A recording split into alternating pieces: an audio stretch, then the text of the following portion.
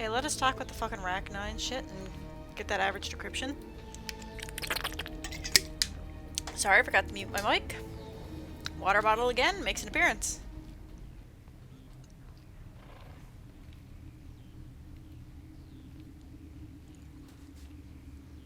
Oh god, the body thing always creeps me the fuck out. Like that part right there, that creeps me the fuck out. Like even the head going back, like oh my, ugh.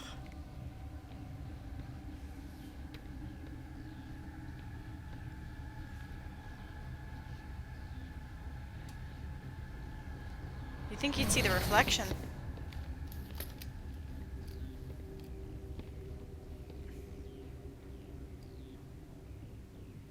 This one serves as our voice. We cannot sing, not in these low spaces. Your musics are colorless. I forgot what the voice actors for the Rachnai sounded like, and holy shit. Musics? What? Your way of communicating is strange, flat. It does not color the air. When we speak, one moves all. We are the mother. We sing for those left behind, the children you thought silenced. We are Rachnai. How are you speaking through her? Our kind sing through touchings of thought. I really have nothing to say with this. The springs, and the other understands. She is weak to urging.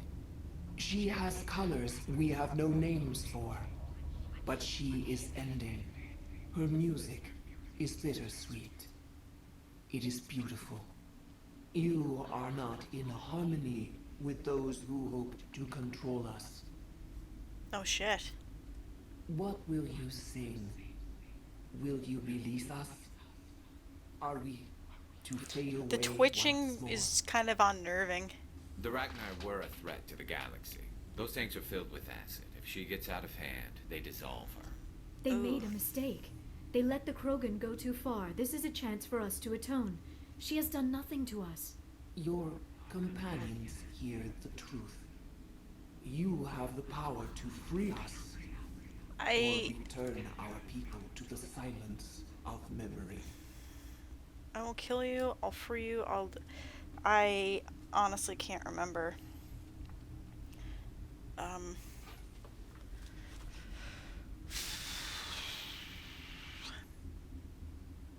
Honestly, I don't know. But I'm trying to remember what I did in my first playthrough, because I'm pretty sure I killed them. But I'm not sure.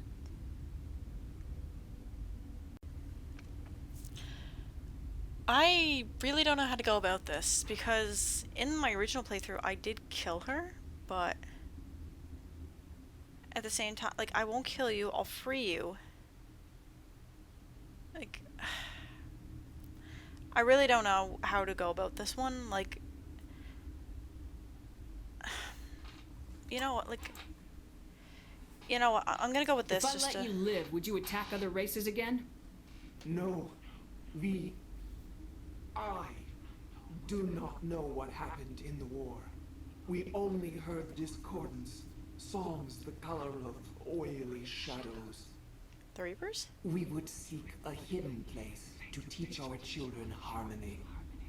If they understand, perhaps we would return. Okay, and... You could have calmed them if I hadn't set off the purge? No, our minds are not as yours. We can only learn to sing in harmony. Without a mother, children are lost to silence. We should not sing of them in gray and violet. We would have stilled them ourselves. Okay, so gray and violet are offensive colors. Interesting. Are you a survivor from the war? A clone? We do not know. We were only an egg, hearing Mother cry in our dreams. A tone from space hushed one voice after another. It forced the singers to resonate with its own Yep, the sour Reapers. yellow note. Then we awoke in this place, the last echo of those who came out from the singing planet. The sky is silent.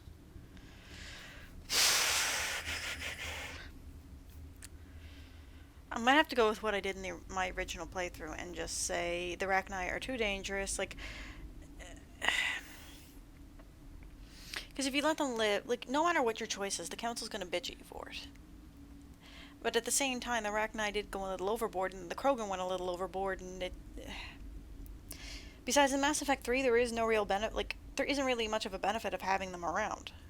Or at least that I could see, like, war points-wise, I don't think you get many points for them, if any.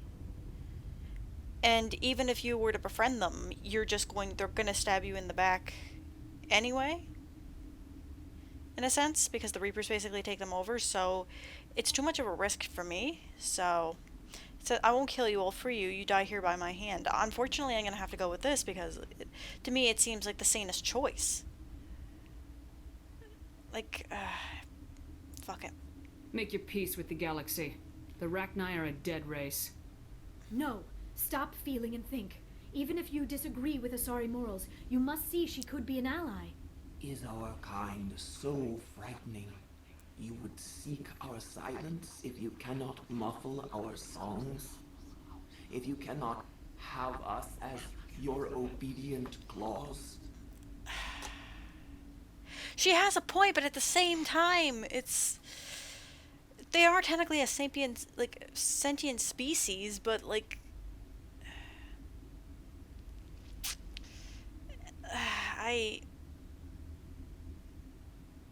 the council's gonna bitch and complain about it anyway, but it's too much of a It's risk. time to stay dead. We will not embrace the great silence.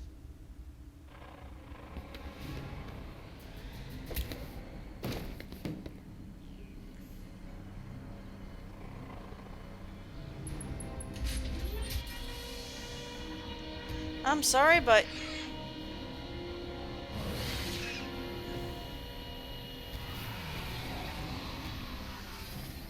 it's gotta be done.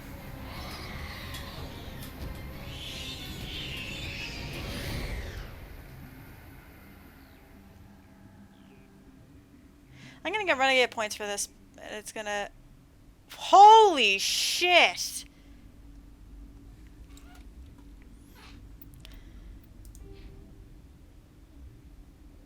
Fuck. But at the same time, there's no real, like...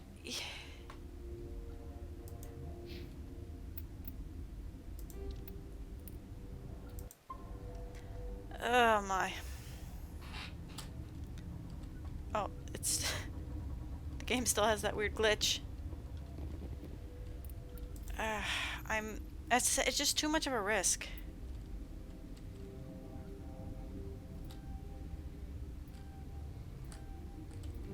Ah, shit. Fine. That wasn't worth it. Got a grenade, but...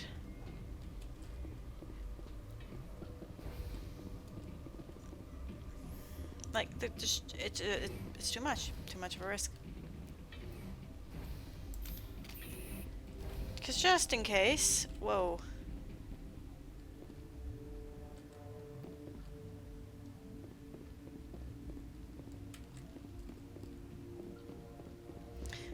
As I said, like... I'd really like to know why...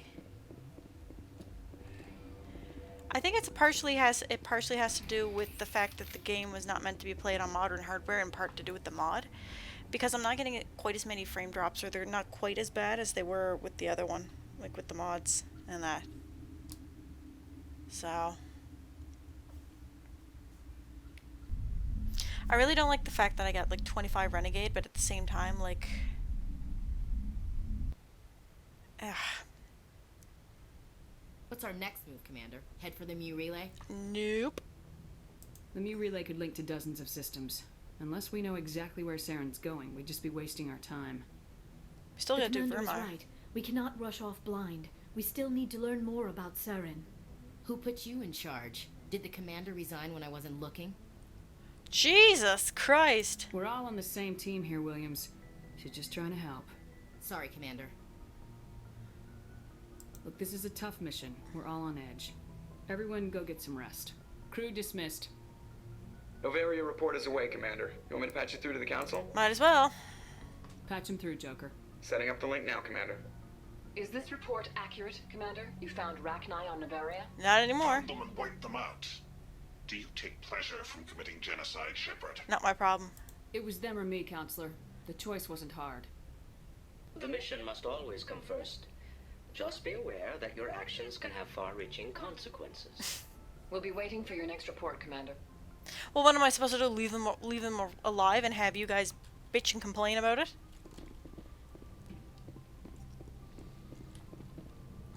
Oh, fuck. Ba-dum-ba-dum-ba-dum. I'm gonna go talk to Garrus again, although he's probably going to whine and complain a little bit about the Rachnai, but at the same time... Oh, Jesus. I think I know what the problem is, though. So...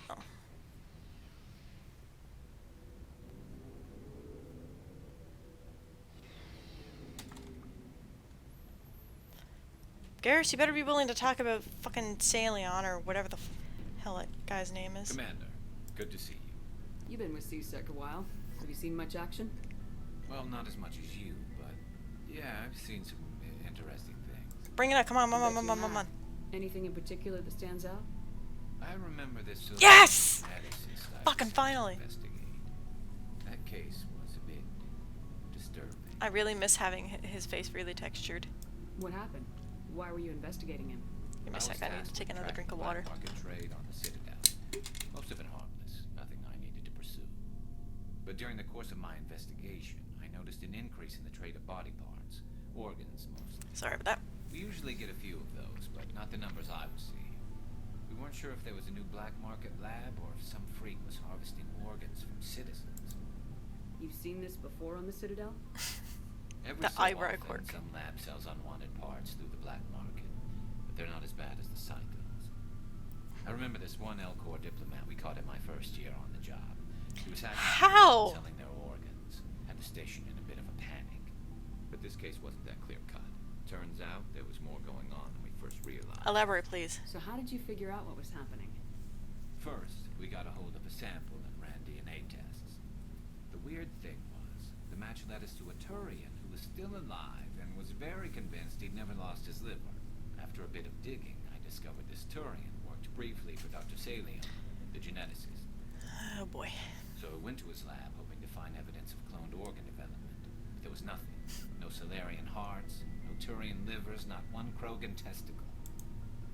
You're kidding, right? Why would anyone want Krogan testicles? You kidding? Some Krogan believe that testicle transplants can increase their virility, counteract the effects of the genophage. Doesn't work. It doesn't work, but that doesn't stop them from buying. They'll pay up to 10,000 credits each. That's 40,000 for a full set. I love how he has that Killing little... out I there. like how he has that little laugh towards the end. And that's the moment where everybody in Mass Effect who did this mission went, wait a second, Krogan have 4? Actually, there's a mental image I never imagined, never had until now. Great. What'd you do? Are they about like the genetic- echidnas almost? I brought in some of his employees for interrogation to see if I could get them to talk. While I was interviewing one of them, I came across something suspicious. You mean threatening? Was that really necessary? Maybe, maybe not. Either way, it paid off. One of my detainees started bleeding profusely during the interview. We offered to patch him up, and he got frantic, freaked out. I ordered a full exam to find out what was going on. Our medics found incisions all over his body, some of them fresh. That was our big break. These people weren't just Dr. Salion's employees. They were test tubes, walking, living test tubes. He was growing parts inside these people? Exactly. He cloned their organs right inside their own bodies. Then he harvested them and sold them off. Most of the victims were poor. He'd pay them each a small percentage of the sales, but only if the organs were good. Uh-oh, that has implications. Sometimes an organ wouldn't grow properly, so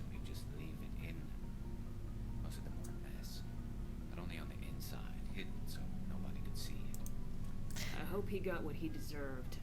That's the worst part. We never caught him. Don't tell me that. Why not? What the hell happened? He They ran, bugged out. blew his lab, grabbed some of his employees, and headed for the nearest space dock. By the time I found out, his ship was already leaving. He threatened to kill his hostages if we tried to stop him. But you went after him anyway, right? Red I tape. ordered Citadel Defense to shoot him down, but CSEC headquarters countermanded my order.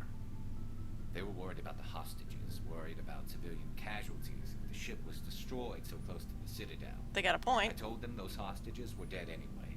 We just used them to make more organs. They wouldn't listen. It's not worth the risk. You pursue the vessel and disable it. That's the best choice. They sent the military after him, but he got away just the same. Yes, they did. I went to Palin and told him what I thought of him and his policies. He said if I didn't like it, I could quit. Well, I almost did. Well, Palin's All they had to do was got his disable that ship, comeuppance coming. stop him from running. Maybe the hostages die, maybe they don't, but at least we stopped the bastard responsible for it all. If you don't care about the fate of those hostages, then you're no better than he is. You're just a terrorist with a badge. Again, a point. Maybe you're right. It doesn't make it any easier, but I see a point. Just wish I could have stopped him. That's all. Do you have any idea what happened to Dr. Salem? I want this mission. God damn I it. sent out feelers from time to time, hoping to find something. I thought I'd found him a while back. He changed ships and changed his name to Dr. Hart. His idea of a joke, I guess. I told the military, but they weren't convinced it was him. I got the transponder frequency for his new ship, but I just can't get anyone to check it out. Gimme. I'll check out the coordinates when I get a chance. I was hoping you'd say that. But Commander, take me with you when you go. If it's Leon, I want to be there when you find him. Sure, fine, I'll take ya. Now I just need to go grab Tali, see if I can get her to talk.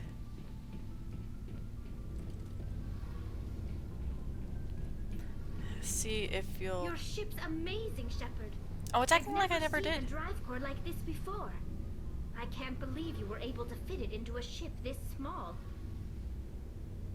I'm starting to understand why you humans have been so successful. I had no idea Alliance vessels were so advanced. The Normandy's a prototype, cutting-edge technology. A month ago, I was patching a makeshift fuel line into a converted tug ship in the flotilla. Now, I'm sitting on board one of the most advanced vessels in Citadel space. I have to thank you again for bringing me along. Traveling on a vessel like this is a dream come true for me. I had no idea you found ship technology so interesting. She grew up around ships, It Shepard, comes come with on. being a Quarian. The migrant fleet is the key to the Yikes. survival of my people. Ships are our most valuable resource. But we don't have anything like this. We make do with cast-offs and second-hand equipment. We just try to keep them running for as long as we can. Some of the fleet's larger vessels date all the way back to our original flight from the get. I can't believe Jury the rigging. fleet's still using ships that are 3 centuries old. They're constantly being repaired, modified, and refitted. They aren't pretty, but they work. Mostly. We've tried to make ourselves as independent as possible on the flotilla. Grow our own food, mine, and process our own fuel. But some things we just can't make on our own. A patch to maintain the hull integrity requires raw materials we just don't have. That's why our pilgrimages are so important. I'm just gonna go through all these right quick just so I can maybe get her to Tell me talk about about her your thing. people. Our lives aren't easy. Resources are scarce, and we are constantly on the move. Everything we do must in some way contribute to the continuation of the migrant fleet. There are 17 million Quarians in the flotilla, and each of us relies on the others for survival. The bonds among my people are strong. I'm trying to put 17 million into a thing. We have had to surrender many of the freedoms and civil liberties other species take for granted. What kind of freedoms?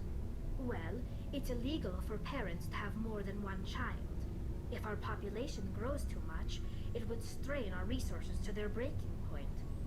Of course, we also can't allow our numbers to become too few.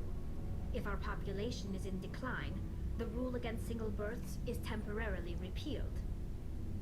In extreme cases of population decline, incentives are even offered to encourage multiple births, though the Conclave hasn't had to take such measures in nearly a century. That's your government. The Conclave is our civilian branch of government. Each ship can elect a I'm representative almost waiting to sneeze, serve on because... the Conclave and make decisions that affect the fleet as a whole. Also, I just On sometimes matters that get affect an just so individual into the ship, game, however, or it's the just, I captain listen has the and it's final just like, say. oh, okay. It's a tradition that dates back to the early days, when the fleet was governed by martial law. Fortunately, most captains nowadays are smart enough to have an elected keyword, council most. from their crew to give them advice and guidance. So, So the ultimate power rests with elected officials? In practice, the Conclave and the respective council for each ship tend to set the rules that govern our daily lives. But in theory, we are still under military jurisdiction. The 5 top-ranking it's military really confusing. in the fleet serve on the Admiralty Board. These 5 have the power to overrule any decision by the Conclave in case of emergency. To do so requires unanimous agreement among the Admiralty, and they Mass can only Effect do this 3. once. After that, the entire board must resign their posts. It's a safeguard that served us well. In nearly 3 centuries, the Admiralty Board has only overruled the Conclave 4 times. Alright, we'll do Geth and then Pilgrimage, and then we'll back out. I doubt I can tell you anything you don't already know. It's been almost 3 centuries since they drove my people into exile. All I know is the story of their origins, what they were when we created them, and how they turned on us. Go on. Interesting. The Geth were That didn't sound like an originally interesting, created to like, serve as an like, automated you know. manual labor force. Initially, their intelligence was as limited as any VI. Over time, we made small modifications to their programming to allow them to perform more varied and complex tasks, bringing them closer and closer to true AI status. Technically, it wasn't research if you think about it. It was just modification, and then, like, we're just gonna do this. I mean, you could argue that it is, in a sense, but, you know. This wasn't true AI research. There you go, We see? may have been skirting the bounds of the law, but we never did anything that was actually illegal. The changes were so insignificant, so gradual, that we were able to control them. Or so we thought. But one thing we underestimated was the power of the neural network. A million Geth thinking simultaneously created an inherently unstable matrix.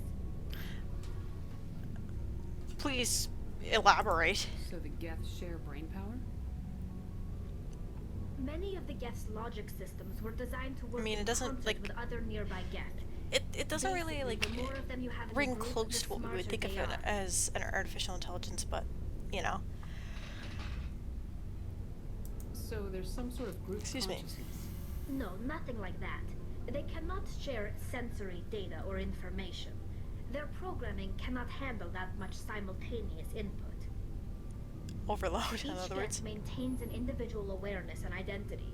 The neural Not network really, only but we'll go with operates it. on a process-based level. It's basically the synthetic equivalent of a subconscious. But when they're Okay. in close proximity, they can coordinate low-level functional processes, freeing up more capacity for original or independent thought. I don't get it. That doesn't make any sense. I'm probably oversimplifying. The Geth are incredibly advanced and complex creations. All you need to know is that they get smarter when No, they gather that's in large oversimplifying numbers. it. As we built more and more Geth, their effective intelligence became more sophisticated, more abstract. Again, doesn't make One sense, day, but okay. a Geth began to ask its Quarian overseer questions about the nature of its existence. Am I alive? Why am I here? What is my purpose? As you can imagine, this caused a near panic among my people. I thought the question that started the Morning War was, does this unit have a soul? I thought that was the exact quote. I don't see what's so bad about those questions. The Geth were created to engage in mundane, repetitive, or dangerous manual labor. That's fine for machines, but it won't satisfy a sentient being for long. Again, she's got a point. The Geth were showing signs of rudimentary self-awareness and independent thought. If the Geth were intelligent, then we were essentially using them as slaves. It was inevitable the newly sentient Geth would rebel against their situation. We knew they would rise up against us, so we acted first. A general Nope. order went out across That went all out. That went Quarian well, controlled systems didn't to it? permanently deactivate all Geth. The Geth responded to this order violently. Hey, you can't blame them for fighting for their survival. We had no other choice. The Geth were already on the verge of revolution. By acting quickly, we had a chance to end the war before it began. And it didn't go well. Most of the Geth would still be little more than machines, incapable of organized resistance. But they had progressed much further than anyone anticipated. The war was long and bloody. Millions upon millions of Quarians died at their hands. In the end, we were forced to flee our own homeworld. We feared the Geth would pursue us, but they never came beyond the veil. Now we drift through space, exile, searching for a way to reclaim what was once ours. They defended themselves. It's hard to feel sorry for you. Your ancestors tried to wipe out Actually, maybe that wasn't the best. We made a mistake when we created the Geth in the first place, but we did not make a mistake when we went to war against them. If we had not acted, they would have wiped us out. They're a synthetic life form. They have no use for organics. None. Why do you think they cut themselves off from the rest of the galaxy? Why do you think they've killed every organic being who's ever tried to contact them? I didn't mean to offend you. I'm sorry. I didn't mean to get so worked up. Some of the delivery's a little stale, but again, could be because of years and years and know more about shit. When my people reach maturity, we leave our birth ships and seek acceptance with a new crew. It's necessary to maintain genetic diversity among the fleet. But no ship wants to accept someone who will be a burden on them. So, to prove our worth, we embark on a pilgrimage. We set out alone, leaving the flotilla and our families behind us. We only return once we have found something of value we can bring back to the fleet. This is presented as a gift to the captain of the respective ship we wish to join. If the gift is accepted, we are welcomed into the crew. Ooh, do they always accept? Can a captain choose to reject the gift? Yep. That doesn't happen often. Most captains are eager to increase the size of their crew. It increases their own standing in our society. Even when a gift is not particularly valuable, the captain usually accepts it out of a sense of tradition. But however, there is a stigma to presenting a substandard gift. It's not the best way to make a good impression on a new community. Most pilgrims don't return until they find something worthwhile. Alrighty. I can't believe they just send you off alone. Well, it's not like they just cast us out. Before we leave, we are given lessons in how to survive outside the flotilla, and given gifts to help us on our journey. We also receive implants to fight off sickness and disease. Generations of living in an isolated and highly controlled environment have left our immune systems weaker than most. By the time we leave the fleet, we are well equipped for the pilgrimage. This is a rite of passage for all Quarians. If it were dangerous, our numbers... It is a somewhat admittedly interesting rite of passage. And the ritual presentation of the gift to one of the fleet's captains. I want to talk about something else. Like what? We've already gone through all that, so... I should go. See you later.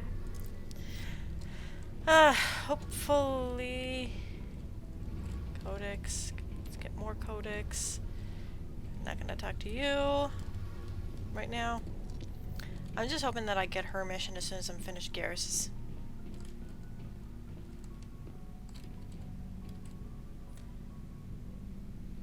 Like how Garrus just kind of crouches down all of a sudden, like, what are you doing?